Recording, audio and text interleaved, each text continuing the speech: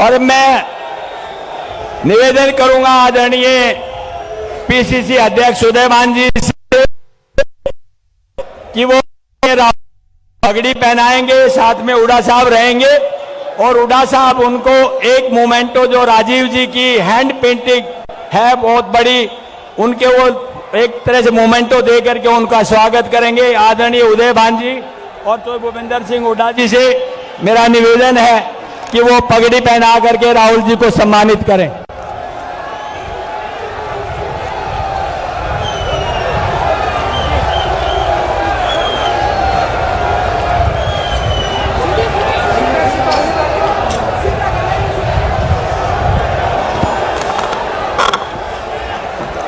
ये hand painting है राजीव जी की।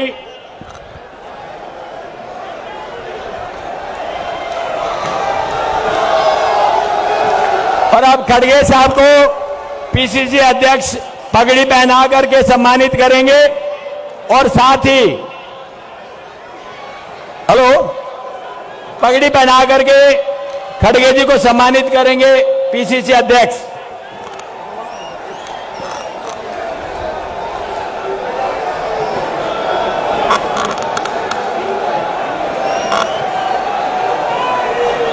बाकी पगड़ी लेके आ जाए, बाकी पगड़ी लेके आ जाए जल्दी। वो डब्बे में रखी है पगड़ी, पगड़ी लेके आए पगड़ी। अब केसी वेणुगोपाल जी को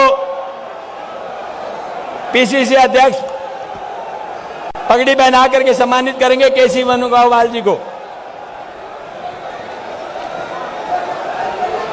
दिग्विजय सिंह जी को पगड़ी पहना करके सम्मानित करेंगे पीसीसी अध्यक्ष।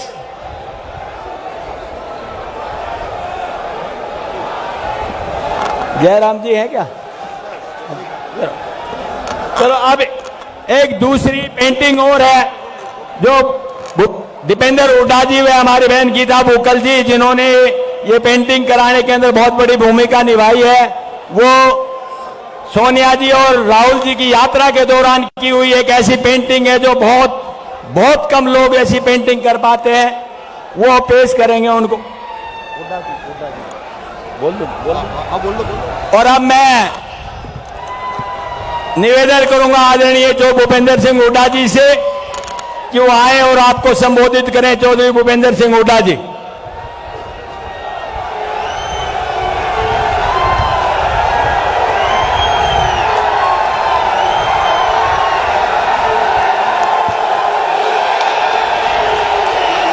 आदरणीय अखिल कांग्रेस कमेटी के अध्यक्ष खड़गे साहब और हमारे राष्ट्र के नेता राहुल गांधी जी, केसी वेणुगोपाल जी, शक्ति सिंह गोयल जी, हरियाणा प्रदेश कांग्रेस कमेटी के अध्यक्ष उदयभान जी और मध्य प्रदेश के पूर्व मुख्यमंत्री दिग्विजय जी और पुडुचेरी के पूर्व मुख्यमंत्री नारायण स्वामी जी और हमारे कर्नाटक से आए वहाँ के पीसीसी के अध्यक्ष डीके शिव कुमार जी, रणदीप सुरजेवाला जी, बहन शैलजा जी, दीपेंद्र जी व इस कार्यक्रम के संयोजक राव दान सिंह जी, सम्मानित मंच उपस्थित मेरे बुजुर्गों, नौजवान साथियों और पत्रकार बंधुओं, मेरी माता और बहनों, ये आज राहुल जी का और खड़गे जी का पानीपत की ऐतिहासिक भूमि पर आने पर मैं हार्दिक स्वागत करता हूं और धन्यवाद करता हूं। 3000 किलोमीटर चल के राहुल जी आज इस ऐतिहासिक भूमि पर पहुंचे हैं। ये पानीपत एक ऐतिहासिक शहर, ऐतिहासिक जगह है। महाभारत में पांडवों ने इसको बताया था। पानीपत, सोनीपत, दिलपत, बागपत और इंद्रपत, 5 पतों में से ये पानीपत एक पत है। और ये आपस के जो भाईचारे वाले समुदाय, चिश्ती समुदाय की जन्मभूमि, कर्म भूमि है कलंदर जी की। और यहाँ पर उर्दू के बहुत बड़े कवि हाली साहब की यहाँ जन्मस्थली है। और यहाँ जैसा आपको पता है हरियाणा में तो जय जवान जय किसान जय पहलवान, पहलवान का मतलब खिलाड़ी हैं। देश में एक गोल्ड मेडल लेने वाला नीरज चोपड़ा भी यहाँ का है, चोपड़ा हमारा है। और राहुल जी, ये जगह आपके परिवार से बहुत संबंध रखती। यहाँ पर अक्टूबर 2008 में सोनिया जी आई थी और यहाँ से ऐलान किया गया था कि सबको, शेड्यूल कास्ट को, बैकवर्ड क्लास को मुफ्त 100-100 गज के प्लॉट दिए जाएंगे। और कांग्रेस की सरकार में 3,82,000 दिए गए। आज इस सरकार ने बंद कर दिए। 30 मार्च 1987 को पूर्व प्रधानमंत्री, हमारे नेता दिवंगत श्री राजीव गांधी जी आए और उन्होंने जो ऑयल रिफाइनरी है उसका नींव का पत्थर यहाँ रखा। और 1978 में हमारी नेता श्रीमती इंदिरा गांधी यहाँ आई और जब 78 कांग्रेस बाहर हो गई थी तो यहाँ पानीपत के लोगों ने उनको नोटों में तोला था। यहाँ पानीपत में राजीव जी और 48 में महात्मा गांधी जी यहाँ आए। मैं एक बात कह सकता हूँ कि ये पानीपत जो है, पानीपत में 3 युद्ध हुए, 1526, 1556 और 1600 में यहाँ युद्ध हुआ, 1761 में तीसरा। यहाँ जो युद्ध हुए, निर्णायक युद्ध हुए, ये फैसला ये नहीं किया उन्होंने कि कौन किसका पानीपत होगा, लेकिन इस भूमि में फैसला ये हुआ कि दिल्ली किसकी होगी। तो आज ये इतना जनसमूह जो खड़ा है और बहुत सारी हमारे ट्रैफिक रोक दिए गए हैं, ये आज खुद बता रहा है कि आने वाले समय में दिल्ली किसकी होगी। दिल्ली किसकी होगी? कांग्रेस की होगी आपकी दिल्ली।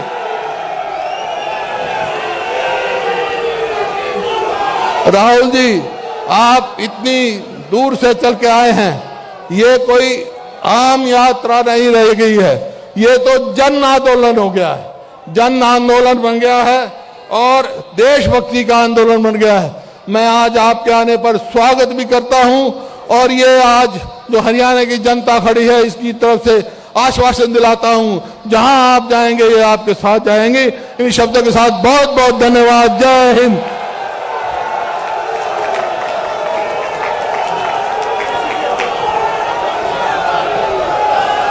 अब मैं निवेदन करूंगा पीसीसी अध्यक्ष श्री उदय भान जी से कि वो आए और आपको संबोधित करें और राहुल जी का स्वागत और अभिनंदन करें।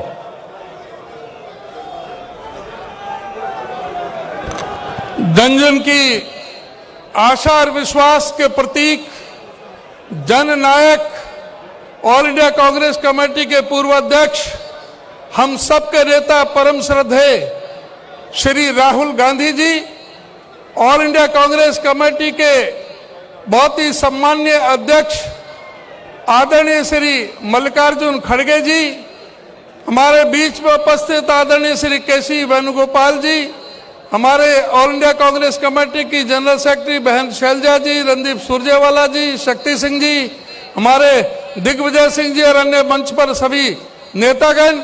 मैं आज की इस विशाल रैली में इस लाखों आदमी का जो जन समुद्र जो आपको देखने के लिए, सुनने के लिए उमड़ा हुआ है, मैं हरियाणा प्रदेश कांग्रेस कमेटी की तरफ से, हरियाणा प्रदेश की जनता की तरफ से आपका हार्दिक अभिनंदन करता हूं, आपका बहुत बहुत स्वागत करता हूं।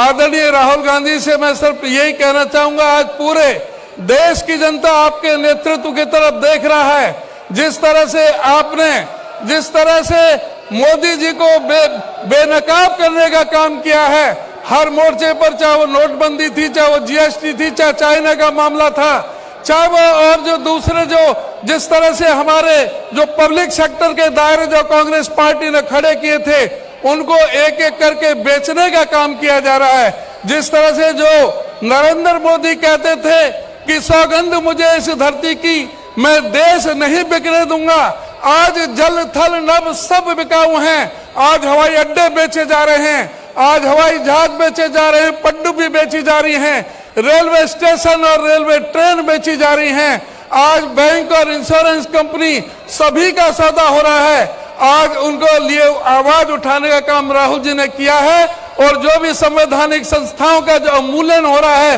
उनके लिए आपने आवाज उठाई है, उसके लिए सारा देश आपका बहुत आभारी है। और आने वाला समय कांग्रेस पार्टी का है, आने वाला समय राहुल गांधी का है। राहुल गांधी देश के अगले प्रधानमंत्री होंगे। धन्यवाद। धन्यवाद अध्यक्ष महोदय। और अब मैं दो नारों के साथ में निवेदन करूंगा आदरणीय मल्लिकार्जुन खड़गे साहब से, जो कांग्रेस अध्यक्ष हैं, कि वो आएंगे और आपको संबोधित करें। उससे पहले कांग्रेस पार्टी, कांग्रेस पार्टी, राहुल गांधी, राहुल गांधी, जोड़ो जोड़ो, जोड़ो जोड़ो, जोड़ो जोड़ो, जोड़ो जोड़ो, जोड़ो जोड़ो। आदरणीय खड़गे साहब।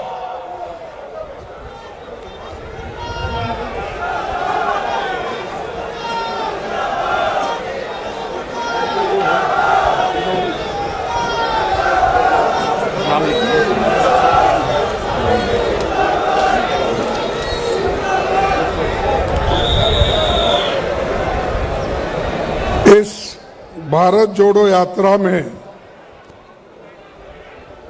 पधारे हुए सभी नेतागण और हमारे नेता और इस देश के चाहता और कांग्रेस पार्टी को जो नई दिशा और एक नया जोश सब में जो लाए हैं श्री राहुल गांधी जी, मंच पर बैठे हुए केसी वेणुगोपाल जी, शक्ति सिंह गोयल जी, उदयभान सिंह अध्यक्ष जी और भूतपूर्व मुख्यमंत्री श्री भूपेंद्र सिंह हुड्डा जी, दिग्विजय सिंह जी, शैलजा जी, रणदीप सिंह, दीपेंद्र सिंह हुड्डा जी, डीके शिव कुमार जी, किरण चौधरी जी और यहाँ पर मंच पर बैठे हुए मेरे पूरे साथियों और यहाँ जमा हुए भाइयों बहनों, युवा मित्रों, मेरे किसान भाइयों, आज की ये यात्रा, भारत जोड़ो यात्रा, पानीपत में इतनी विशाल सभा हो रही है। ऐसी बड़ी सभा जो आयोजन किए हैं उस तमाम कांग्रेस पार्टी के नेताओं को मैं अपना धन्यवाद देता हूं। और ये पानीपत हमने इतिहास में पढ़ा है कि पानीपत में हमेशा युद्ध होते रहे और यहाँ से हमेशा होते रही। और ये भूमि का गुण है कि लड़ाई करना और जीतना। वैसा ही आज भारत जोड़ो की जो लड़ाई है और हमारे नेता राहुल गांधी जी जो पादयात्रा अब तक 3000 किलोमीटर तक पूरा किए हैं और आगे अभी 300-400 किलोमीटर बाकी है, वो जल्द से जल्द कंप्लीट होगा और जम्मू और कश्मीर में जाकर वहां पर तिरंगा झंडा फैलाएंगे। और ये उनका ये साहस और उनका ये धैर्य देखकर सबको अचंभा हुआ है। भाई हम तो राहुल गांधी जी को दिल्ली में देखते थे, एसी के कमरे में देखते थे, गाड़ी में देखते थे, लेकिन ये राहुल अलग निकले, जो कन्याकुमारी से लेकर पानीपत तक अपना जो पादयात्रा पूरे किए हैं, ये इससे देखिए वो ठंडी में, पहले बारिश में, धूप में, हर तरह के सीजन में उन्होंने चलते रहा और उनके पीछे जो हमारे भारत जोड़ो यात्री हैं वो भी चलते रहे। इसीलिए मैं उनको बधाई देता हूं और ये जो उन्होंने हमारे युवकों में धैर्य साहस दिलाया है, ये बहुत बड़ी बात है। लेकिन ये सब जो कुछ हो रहा है, ये किसके लिए हो रहा है?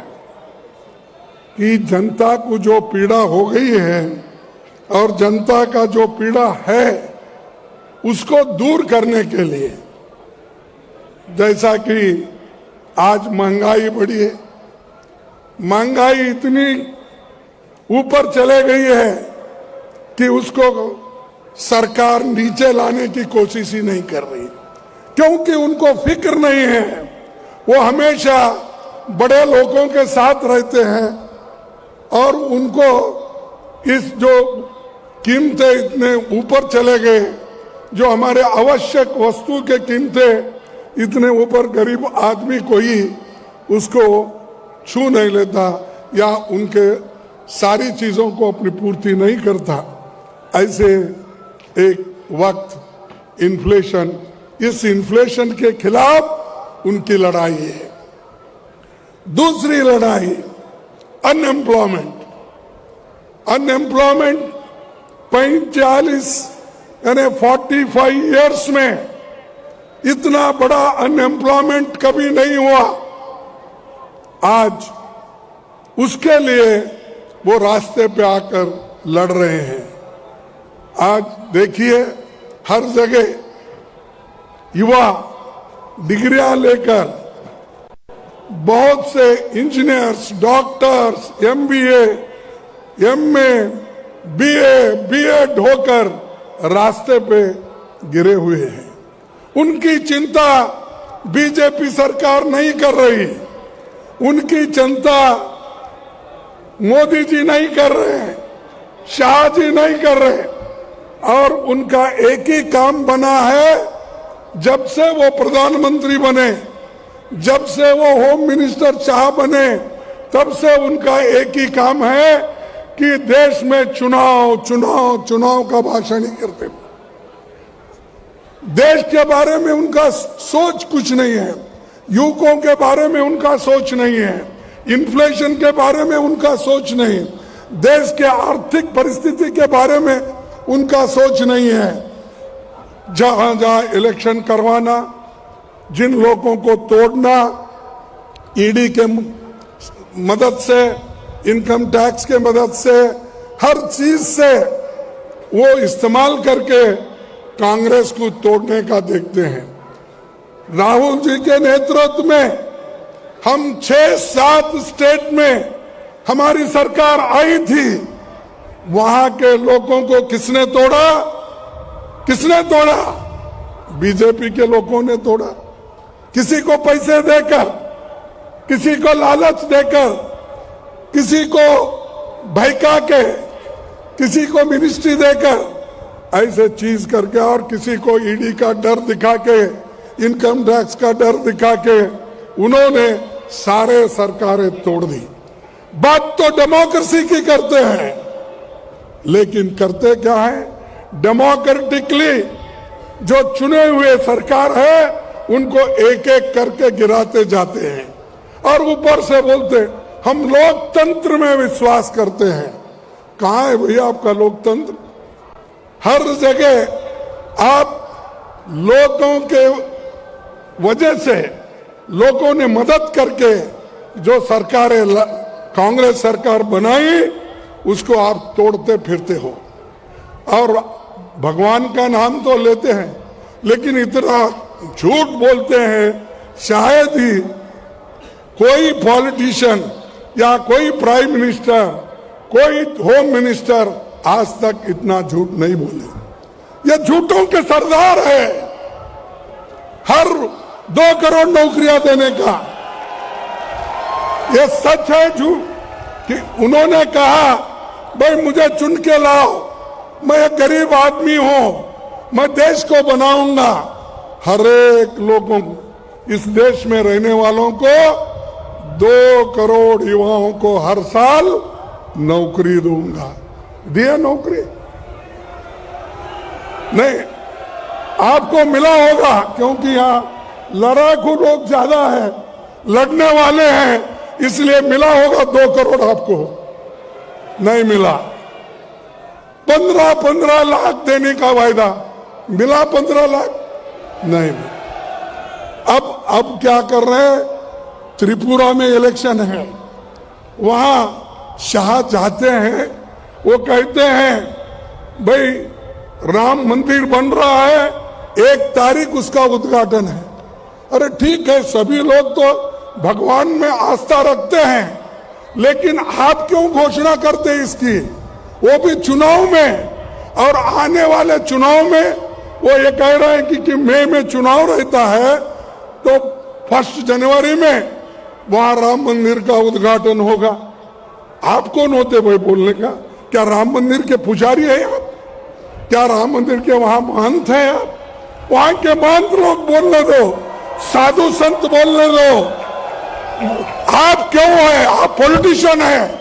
आप देश को सुरक्षित रखना, कानून की व्यवस्था रखना, लोगों के पेट भरना और किसानों का दाम देना आपका काम है। किसानों को भी बोले कि आपका दाम दुप्पट होगा दुप्पट। एमएसपी बढ़ाएंगे, बढ़ाए नहीं। तो ये सारी चीजें वो बोलते जाते हैं, और ये सब, और बाद में ये कहते हैं अरे भाई ये तो इलेक्शन के जुमले हैं। अगर इलेक्शन के जुमले हैं तो ये बोलना था पहले ही, वोट लेने से पहले। वोट लेने के बाद ये जुमले बन गए, 15 लाख, 2 करोड़, सारी चीजें जुमले बन गए। तो इसीलिए मैं ये कहूंगा, मुख में राम बगल में छुरी, मुख में राम बगल में छुरी, और ये छुरी लेके घूम रहे हैं, समाज को डिवाइड कर रहे हैं, जातियों में झगड़ा लगा रहे हैं, धर्म में झगड़ा लगा रहे हैं, और एक खाई बढ़ा रहे हैं। जो डिवाइड कर रहे हैं, इसी के लिए राहुल गांधी जी इस खाई को दूर करने के लिए, जोड़ने के लिए वो इतनी पादयात्रा कर रहे हैं। ये है, ये वोटों के लिए नहीं है, ये वोटों के लिए नहीं है, ये देश के हित के लिए है, आपके हित के लिए है, किसानों के हित के लिए है, युवाओं के हित के लिए है, महिलाओं के हित के लिए है, दलितों के हित के लिए है। ये जो कर रहे हैं वो, लेकिन वो क्या कर रहे हैं? वोटों के लिए कुछ भी बोलो, क्योंकि लोग सुनते हैं, और वो ये चाहते हैं कि जब तक लोग सुनते रहेंगे, वोट देते रहेंगे, ऐसे ही जुमले बोलते रहेंगे। ये उनका एक वादा है और उसी से निभाने की कोशिश कर रहे हैं। मैं एक बात कहूंगा कि भाई ये कभी भी, एक कवि ने कहा है, क्या कहा है, मैं उस लेखक का एक सेंटेंस यहां पर उच्चारण करूंगा। था तुझे गुरूर अपने लंबे होने का ए सड़क, था तुझे गुरूर अपने लंबे होने का ये सड़क, राहुल के हौसले ने तुझे पैदल की नहीं नाप दिया।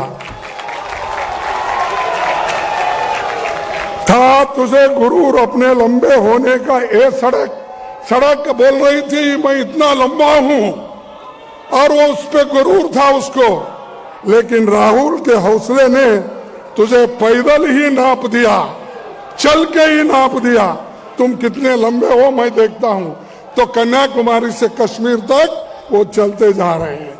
और हम सबको उनके मदद में, उनके सपोर्ट में आना चाहिए। और युवकों को मैं खास करके विनती करता हूं कि अभी बहुत से चीजें हैं बोलने के लिए, लेकिन वक्त हुआ है, हमको पहुंचना भी है। राहुल जी भी आने वाले हैं, इसीलिए मैं ज़्यादा वक्त न लेते हुए मैं इतना ही कहूँगा कि यहाँ के युवकों को फंसाने की कोशिश चली। अग्निपथ का उन्होंने एक विचार लाकर अब सबको स्टाइपेंडरी ग्रेजुएट, किसी को मिलिट्री नहीं, फौजी नहीं कहलाएंगे, वो सिर्फ उनको एक सर्टिफिकेट दिया जाएगा और वो सर्टिफिकेट लेके ही वो फिरते रहेंगे, नौकरी नहीं। 30 लाख नौकरियां इस देश में खाली है, चाहे डिफेंस हो, चाहे स्कूल्स हो, चाहे कॉलेजेस हो, चाहे सिविल सर्विस में हो, 30 लाख। लेकिन मोदी जी नहीं देंगे, वो इसलिए नहीं देंगे, 30 लाख में से 15 लाख नौकरियां schedule caste, schedule tribe, backward class के लिए जाएंगे। तो इसीलिए वो चाहते हैं अगर 15 लाख लोग गरीब अगर घर बसाएंगे, मजबूत होंगे, आर्थिक दृष्टि से मजबूत होंगे, तो हमारी परेशानी बढ़ जाएगी। इसीलिए वो 30 लाख नौकरियां नहीं भर रहे, ऐसे छोटी मोटी स्टाइपेंड देके लोगों को गुमराह कर रहे हैं। तो इसलिए दोस्तों, ऐसे सरकार को भी सबक सिखाना है और हमारा काम है और मजबूती के साथ रहना है। देश को बचाने वाले हम लोग हैं और देश के लिए कभी वो लोग नहीं लड़े, आजादी के लिए नहीं लड़े, अपनी कुर्बानी नहीं दिए, लेकिन सब कुछ किया कांग्रेस ने। और कांग्रेस जो की है उसका फायदा उठाकर आज हर जगह घूम रहे हैं। एक प्राइम मिनिस्टर निकलता है तो 100 गाड़ियां उसके पीछे। अरे क्यों भाई, पहले के प्राइम मिनिस्टर भी जाते थे, कितने गाड़ियां, 8, 10, 15 कुछ रहते थे। आज होम मिनिस्टर भी निकलता है, उसके पीछे भी 50 गाड़ियां। और हम यहां पर पानीपत पहुंचना चाहते थे हेलीकॉप्टर में, तो हमको क्लियरेंस भी जल्दी नहीं मिलता। ये बात चल रही है। इसलिए दोस्तों, और ज्यादा कुछ न बोलते हुए इतना ही कहूंगा, हम सब मिलकर रहेंगे, एकजुट रहेंगे, फिर कांग्रेस को लाने की पूरी कोशिश करेंगे। यही मैं आपसे प्रार्थना करता हूं। जय हिंद, जय कांग्रेस। धन्यवाद आदरणीय खड़गे सर। और अब आपके चिर परिचित और प्रतीक्षित जिस नेता के लिए आप इतने घंटों से इंतजार कर रहे हैं, देश के महान नेता, महान योद्धा, संविधान के रक्षक व प्रजातंत्र के रक्षक आदरणीय राहुल गांधी जी से कि वो आए और आपको संबोधित करें। वो बोले उससे पहले एक लाइन में कहना चाहता हूं, हमने सीखा है ये रसूलों से जंग लड़ना है, सदा वसूलों से, नफरत वाली गालियां तुम दो, हम देंगे जवाब फूलों से। आदरणीय राहुल गांधी जी। राहुल गांधी, राहुल गांधी, राहुल गांधी।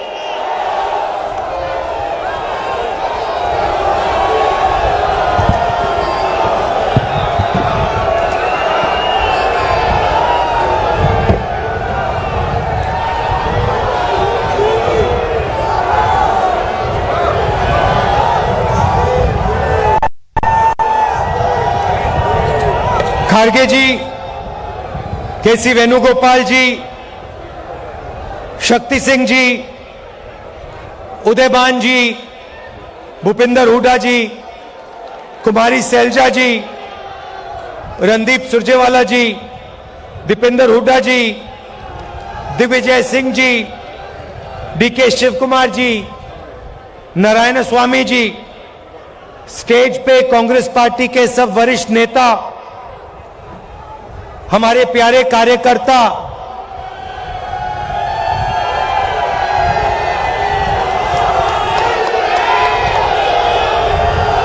मतलब दूसरा नाम आपका प्यारे कार्यकर्ता का दूसरा नाम बब्बर शेर और शेरनिया। प्रेस के हमारे मित्रों,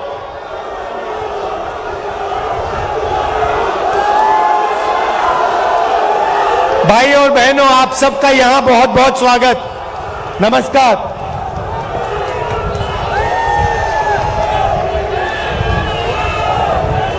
अब 112 दिन हो गए कि यात्रा कन्याकुमारी से शुरू हुई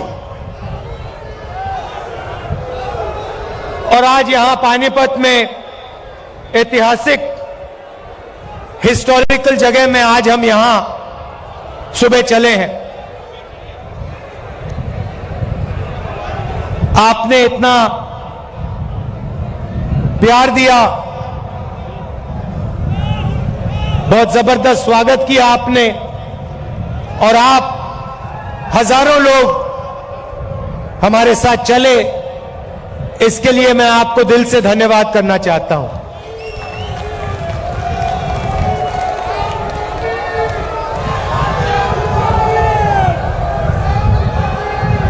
भाइयों और बहनों, एक सवाल शुरू करने से पहले एक सवाल है मेरा। हिंदुस्तान की आबादी कितनी है?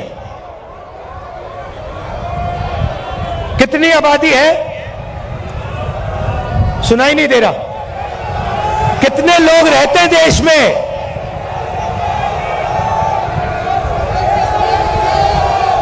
कितने?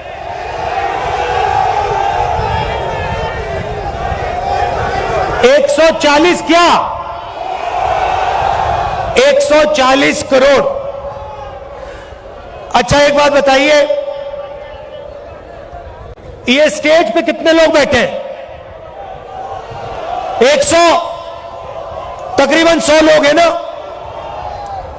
अब मैं आपको थोड़ा सा देश की जो आर्थिक स्थिति है उसके बारे में बताना चाहता हूं। देश की आबादी 140 करोड़ रुपए, 140 करोड़ लोग, ठीक है? पहला नंबर याद रखिए, 140 करोड़। अच्छी तरह सुनो। अब दूसरा नंबर याद रखिए, 100। अब मजे की बात सुनिए, हिंदुस्तान में, नहीं शांत हो जाइए क्योंकि मैं गहरी बात बोल रहा हूं। देखिए, स्टेज पे 100 लोग, देश में 140 करोड़ लोग। आज के हिंदुस्तान में जितना धन आधे हिंदुस्तान के हाथ में है, उतना धन हिंदुस्तान के सबसे अमीर 100 लोगों के हाथ में है।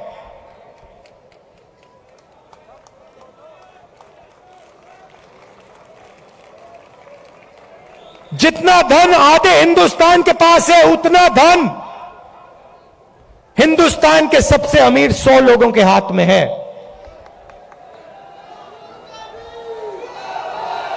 क्या यह आपको सही लगता है?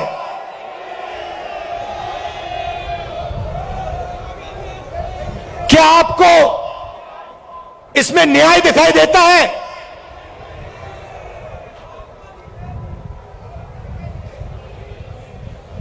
दूसरा आंकड़ा देता हूं। हिंदुस्तान की, अगर आप सारी की सारी कंपनियों का मुनाफा देखें, सारी की सारी कॉरपोरेट कंपनियों का मुनाफा देखें, तो 90% मुनाफा सिर्फ 20 कंपनियों के हाथ में है।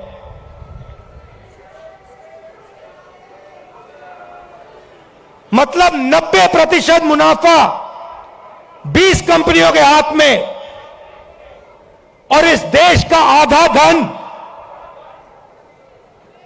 100 लोगों के हाथ में। यह है नरेंद्र मोदी जी के हिंदुस्तान की सच्चाई।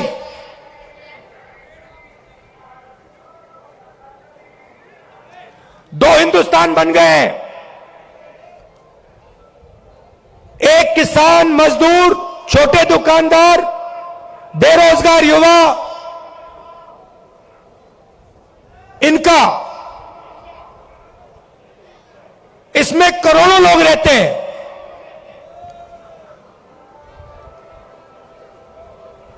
और दूसरा हिंदुस्तान 200-300 लोगों का हिंदुस्तान, 200-300 लोगों के हिंदुस्तान के पास पूरा का पूरा धन, आपके पास कुछ नहीं।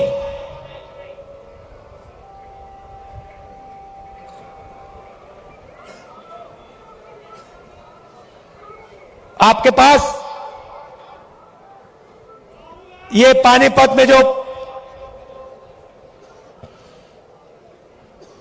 हवा है, जिसमें आप सांस नहीं ले सकते, वो है आपके पास।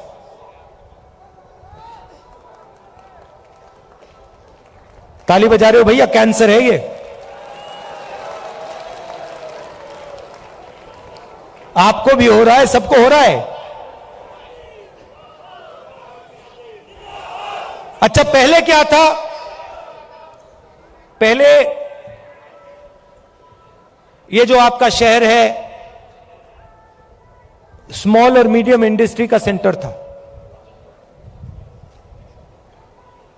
यहां पे हजारों छोटे बिजनेस चलते थे, लाखों लोगों को रोजगार मिलता था।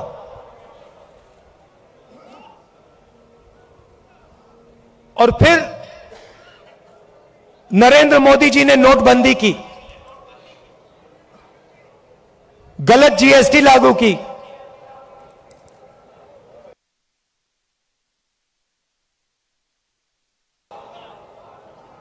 मुझसे बेहतर ये दो पॉलिसियां नहीं थी, नोटबंदी और जीएसटी पॉलिसियां नहीं, छोटे स्मॉल और मीडियम बिजनेस वालों को खत्म करने के हथियार। और ये सिर्फ पानीपत में नहीं हुआ, हरियाणा में नहीं हुआ, ये पूरे देश में इन दो हथियारों ने, जो देश को रोजगार देते थे, स्मॉल और मीडियम बिजनेस जो चलाते थे, इन दो हथियारों ने उनकी रीढ़ की हड्डी तोड़ दी, उनको खत्म कर दिया। और आज 21वीं सदी में हरियाणा बेरोजगारी का चैंपियन है। आपने सबको पीछे छोड़ दिया बेरोजगारी में। कितना भैया? 38%।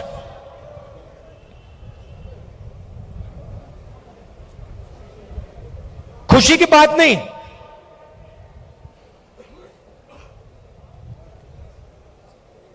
हरियाणा का जो युवा है, युवा शक्ति है, सारी की सारी जाया हो रही है।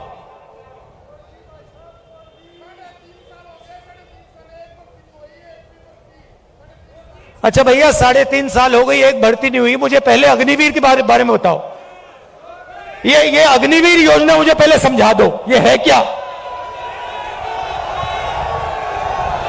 भर्ती की बात करनी है तो अग्निवीर की बात करो।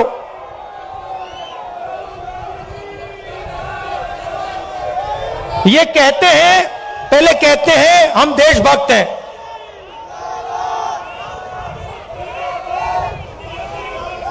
कहते हैं बीजेपी वाले लोग कहते हैं हम देशभक्त हैं। मुझे इनकी देशभक्ति समझाओ। हिंदुस्तान में लाखों युवा सुबह उठ के 4 बजे, ये यात्रा 6 बजे शुरू होती है, ये यात्रा 6 बजे शुरू होती है। इसके बारे में कंप्लेंट आ रही है कि भैया इसको 6 बजे नहीं, इसको 7 बजे शुरू करो। मैं कहता हूं नहीं, मैं नहीं करता, मैं 6 बजे करूंगा।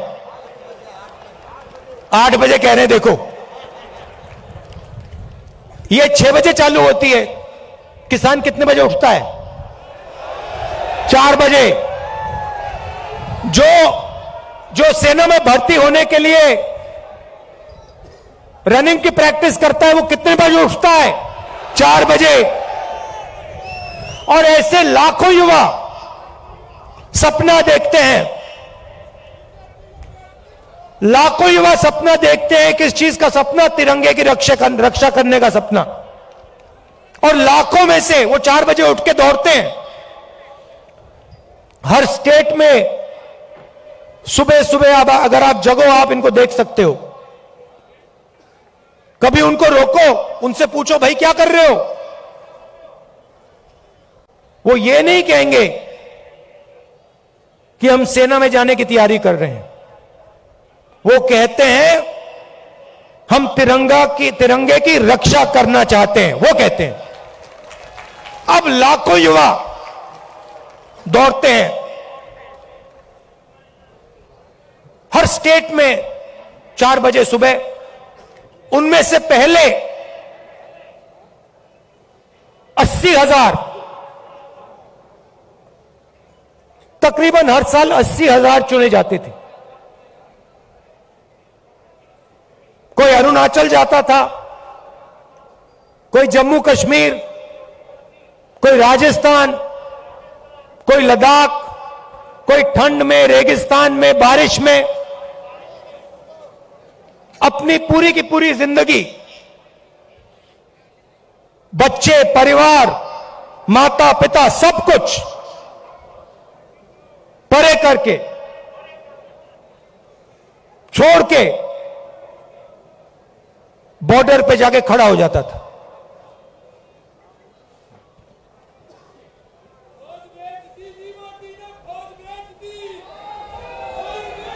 नहीं, सुनो, बात सुनो। वो बॉर्डर पे खड़े होते थे, वहां पे तूफान आ जाए, बर्फ गिर जाए, गोली लग जाए, बम फट जाए, कुछ नहीं।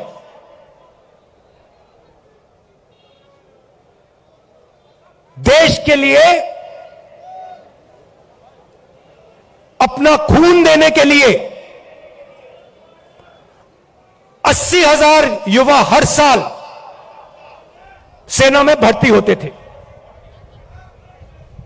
अब उनको पहले सेना क्या देती थी? सबसे पहले सेना उनसे कहती थी, देखो एक दिन ऐसा आ सकता है जब आपको हिंदुस्तान के लिए लड़ना पड़ेगा, शायद आपको शहीद होना पड़ेगा, मगर हम आपको एक बात की गारंटी देंगे कि दुनिया में सबसे बेहतर ट्रेनिंग हिंदुस्तान की सेना को, वायुसेना को, नेवी को हम देंगे। यह पहला वायदा हुआ करता था। यह पहला वायदा हुआ करता था उन 70,000 युवाओं।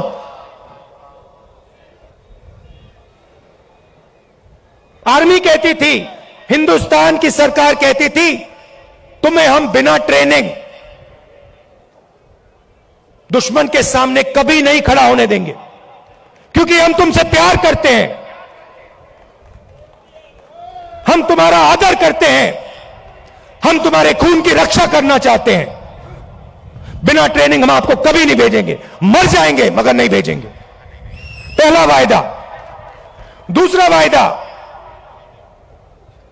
15 साल आपको सर्विस मिलेगी। 15 साल आपको सर्विस मिलेगी। अगर आपको इतनी सी भी चोट लगी, इतनी सी चोट लगी उंगली पे, हम हम आपकी रक्षा करेंगे, जो भी आपको चाहिए हम आपको दे देंगे।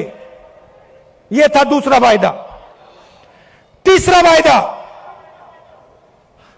आपने इस देश के लिए अपना पूरी जिंदगी दे दी, पूरी की पूरी आपने जिंदगी दी, आपने अपने बच्चे दे दिए, माता पिता दे दिए, परिवार दे दिया, अपने सारे के सारे सपने दे दिए इस तिरंगे को रक्षा करने के लिए। ठीक है, हम आपको पेंशन देंगे, और जब आप गांव में वापस जाओगे, जब आप गांव में वापस जाओगे, तो हम आपको एक्स सर्विसमैन का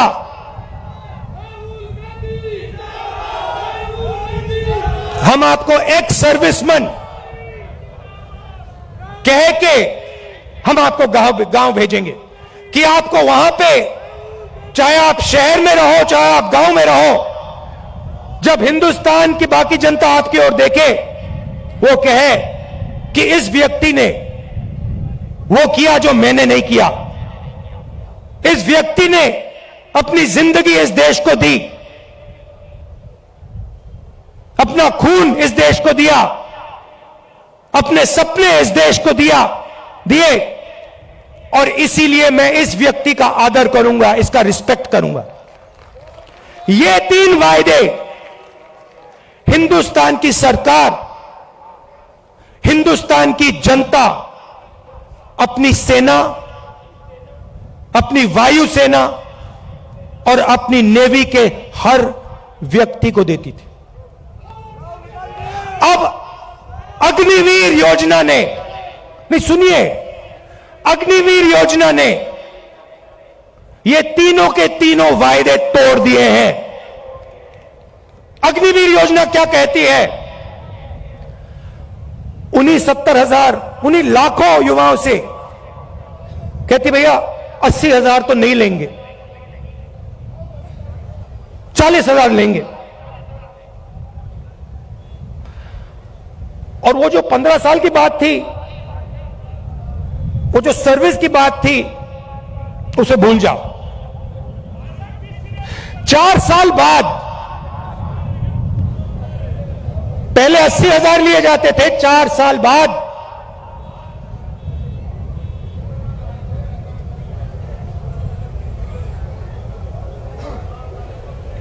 4 साल बाद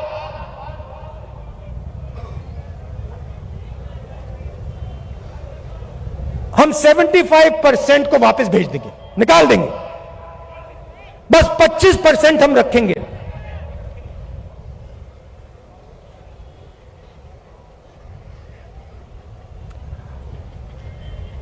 %25 को हम रखेंगे, बाकी को हम छोड़ देंगे। आप लोग जाइए,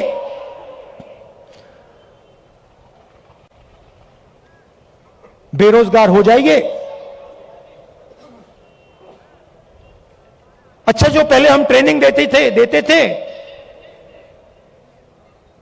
जो सैनिक को तैयार करने में 5, 10, 15 साल लगते हैं, मिसाइल चलाने में, रॉकेट चलाने में, हथियार को ठीक से चलाने में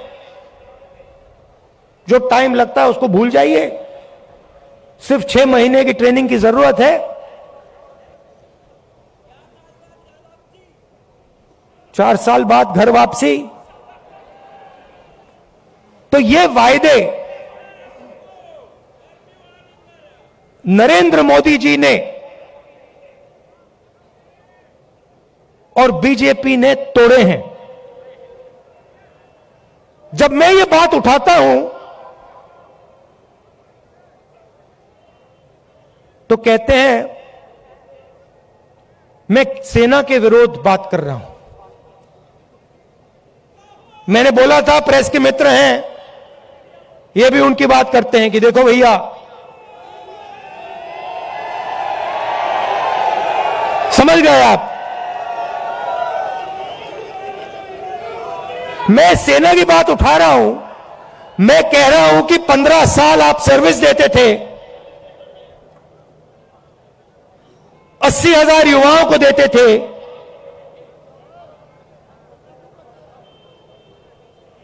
पेंशन देते थे अब नहीं दोगे,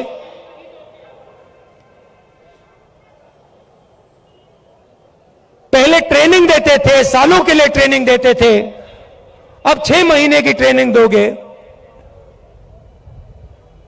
अग्निवीर योजना वो लाए और मैं सेना के खिलाफ बात कर रहा हूं, मैं सेना की रक्षा कर रहा हूं, मैं सेना का आदर कर रहा हूं।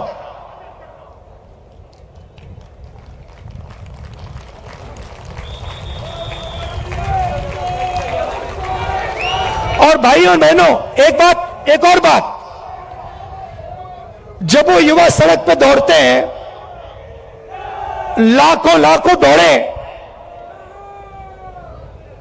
जब उन्होंने सरकार से कहा, जब उन्होंने कहा सरकार से कि भैया ये अग्निवीर योजना हमें अच्छी नहीं लगी, हम आर्मी में देश की रक्षा करना चाहते हैं, तो फिर सरकार ने क्या किया आप जानते हो? सरकार ने कहा कि इनके अगर चेहरे कैमरा पे आ गए,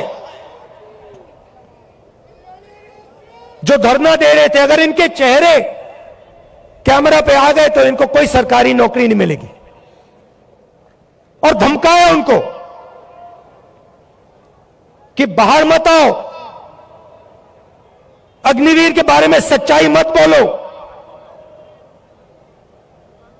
नहीं तो तुम्हें सरकारी रोजगार नहीं मिलेगा। मैं चला हूं, 3000 किलोमीटर चला हूं, वो सारे के सारे युवा मुझसे मिल रहे हैं, सारे के सारे कह रहे हैं कि हमारा सपना तोड़ दिया, हमारा भविष्य बर्बाद कर दिया। छुपाई नहीं जा सकती बात। हरियाणा 10%, सेना को 10% हरियाणा लोग देते हैं, आप देते हो। हरियाणा का हर युवा जानता है, अग्निवीर का मतलब हर युवा जानता है, हर सैनिक जानता है।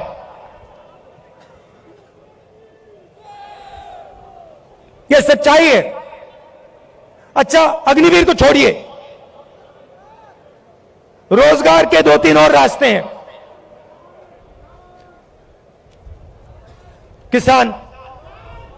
किसान के लिए अग्निवीर योजना, वो 3 काले कानून थे।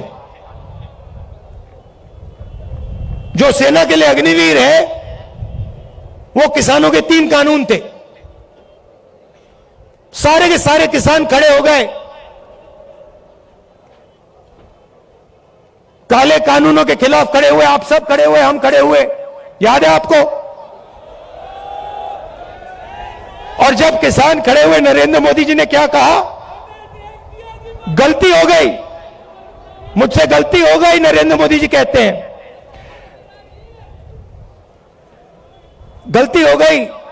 किसान सर्दी में, ठंड में बाहर बैठा था, बारिश में किसान बाहर बैठा था, तब आपको गलती नहीं दिखी। 1 साल लग गया आपको गलती पहचानने में। 700 शहीद हो गए। किसानों को उग्रवादी बताया था, यह सच्चाई है। नहीं भैया, देखिए, चाय बेचने वाले बहुत जानते हैं, चाय बेचने वाले बहुत कुछ जानते हैं।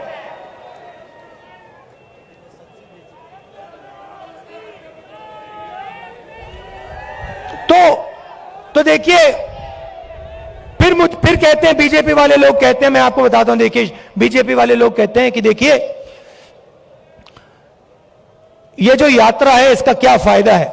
ये यात्रा कन्याकुमारी से कश्मीर क्यों चला जा रहा है?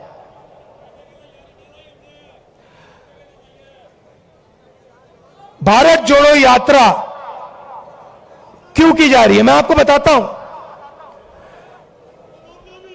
क्योंकि इन्होंने पूरे देश में डर और नफरत फैलाने का काम किया है। जहां भी ये जाते हैं, चाहे वो नोटबंदी हो, गलत जीएसटी हो, इनकी सब योजनाएं डर फैलाती हैं। डर फैलाते हैं और फिर उस डर को नफरत में बदल देते हैं। तो सबसे पहले भारत जोड़ो यात्रा ने इस नफरत के खिलाफ, डर के खिलाफ एक दूसरा रास्ता दिखाया है। इस यात्रा में कोई नफरत नहीं है, आपको नहीं दिखेगी, ढूंढ लो। यहां पे सब हिंदुस्तानी चल रहे हैं, हिंदू, मुस्लिम, सिख, ईसाई, सब, हर जात के लोग, हर धर्म के लोग, हर भाषा बोलने वाले लोग एक साथ चल रहे हैं, प्यार से चल रहे हैं, मोहब्बत से चल रहे हैं। कोई गलत बात नहीं बोल रहा है। कोई गिरता है तो कोई सवाल नहीं पूछता, भैया तुम्हारा धर्म क्या है, तुम्हारी जात क्या है, ना, एकदम उठा देते हैं, मदद करते हैं। सारे रास्ते में, हर स्टेट में जब हमारे लोगों को चोट लगती है, कोई ना कोई उनकी मदद करता है। आम जनता खाना देती है, पानी देती है, मदद करती है। ऐसा हिंदुस्तान हमें चाहिए। मैंने बोला, उन्होंने पूछा क्या कर रहे हो? आपके नफरत के बाजार में मोहब्बत की दुकान खोल रहा हूं।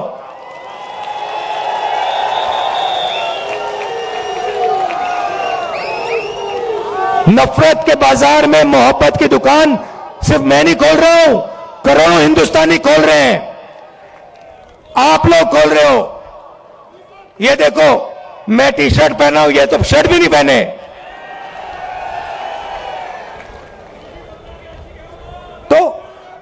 तो इस यात्रा ने नफरत को मिटाने का काम किया है। मेरे पास कुछ दिन पहले एक आदमी आए, मेरे साथ चले, कहते हैं राहुल जी मैं आपको कुछ कहना चाहता हूं। मैंने कहा क्या? कहता है मेरे भाई के साथ मेरी लड़ाई थी, सालों उससे मैंने बात नहीं की। आपकी यात्रा आई, मैंने कहा क्यों ना मैं अपने भाई से बात करूं। और मैंने अपने भाई को फोन लगाया और मैंने कहा भाई अब मैं तुमसे लड़ना नहीं चाहता हूं, मैं तुमसे लड़ना नहीं चाहता हूं, चाहे कुछ भी हो जाए मैं तुमसे लड़ना नहीं चाहता हूं। और उसके भाई ने उसे कहा मैं भी तुमसे नहीं लड़ना चाहता हूं। जाके वो गले मिल गए। और ये पूरी यात्रा में हो रहा है।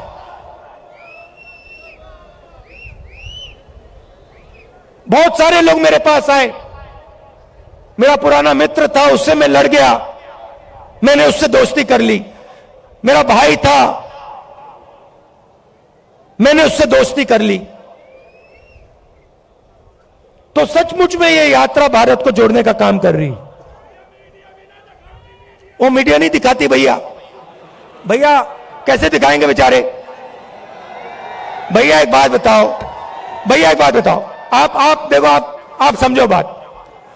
आप कभी घोड़े पे बैठे हो? बैठे हो ना?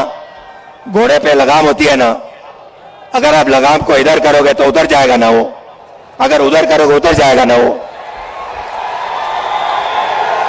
लगाम लगी हुई है भाई। वो कभी इधर खींचे वो उधर भाग जाते हैं, कभी उधर खींचे उधर भाग जाते हैं। मगर एक बात है, घोड़े के ऊपर मोदी जी की फोटो जरूर दिखेगी। वो तो दिखेगी। तो भैया अब बेचारे के ऊपर लगाम लगा हुआ है, वो क्या करें? उनकी गलती नहीं है, इनको भी जीना है, खाना खाना है, बच्चों की देखभाल करनी है, करनी तो है ना, सही बात है। तो ये देखो, ये मुस्कुरा रहे हैं, देखो ये मुस्कुरा रहे हैं, कह रहे हैं हाँ भैया बात सही, भैया को कह रहे हैं, देखो बोल रहे हैं हाँ बात तो सही की। तो हम समझते हैं कि आपके ऊपर आपके लगाम लगा रखी है, और हम जानते हैं कि हम जानते हैं कि आप सच्चाई को पहचानते हो, सच्चाई बोलना चाहते हो, मगर मुश्किल है। चलता है, हो जाएगा काम।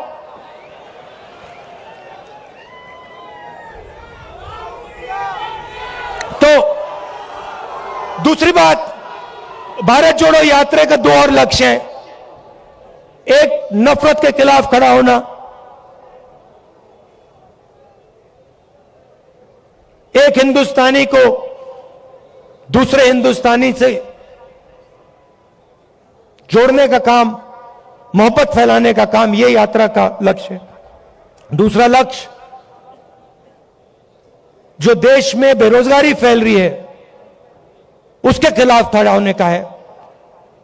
और आखिरी बात, जो महंगाई है, जो आप सबको लगती है, चुभती है।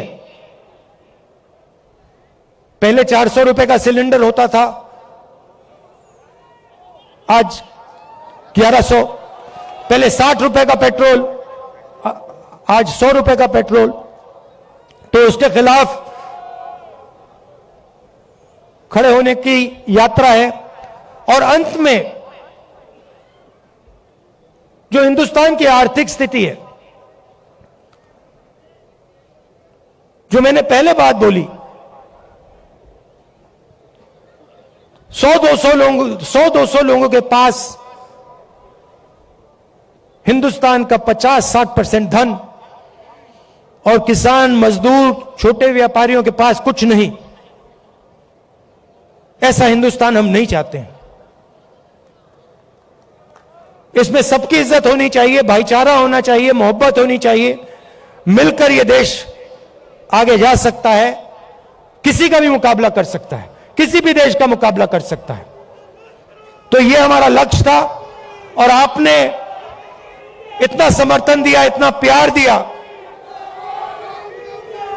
इतना प्यार दिया, इसके लिए मैं आप सबको धन्यवाद कहना चाहता हूं। आखिरी बात, एक मैंने सोचा, अभी बोल रहा था तो मैंने सोचा, देखिए, आप सबके पास भाई बहन रिश्तेदार हैंगे ना, मजदूर, गरीब आदमी, बिल्कुल।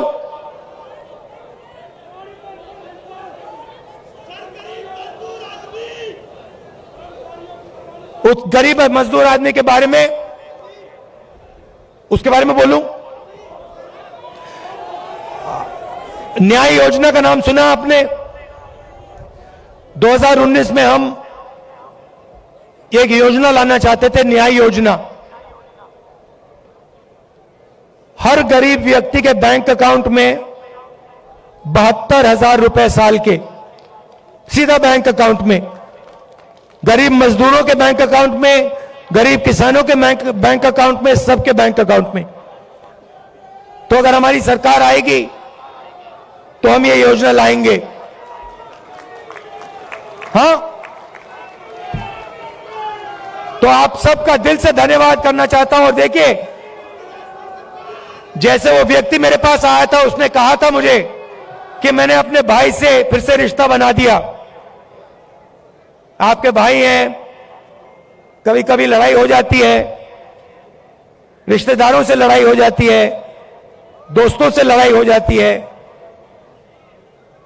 आप जाके उनको फोन कीजिए, उनसे कहिए आप भी हिंदुस्तानी हो, मैं भी हिंदुस्तानी हूं, आप मेरे भाई हो, मैं आपसे लड़ना नहीं चाहता हूं, लड़ाई बंद कीजिए। बहुत बहुत धन्यवाद। जय हिंद। धन्यवाद राहुल जी, आपके शानदार अभिवादन के लिए। और अब मैं निवेदन करूंगा बुल्ले शाह जी से और भाई छोकर जी से कि वो एक मूर्ति जो स्वर्गीय इंदिरा जी की है, जो 1978 में यहाँ पधारी थी, वो आपको समर्पित करना चाहते हैं। बुल्ले शाह साहब और छोकर साहब, विपुल उनके साथ रहेंगे। विपुल साहब।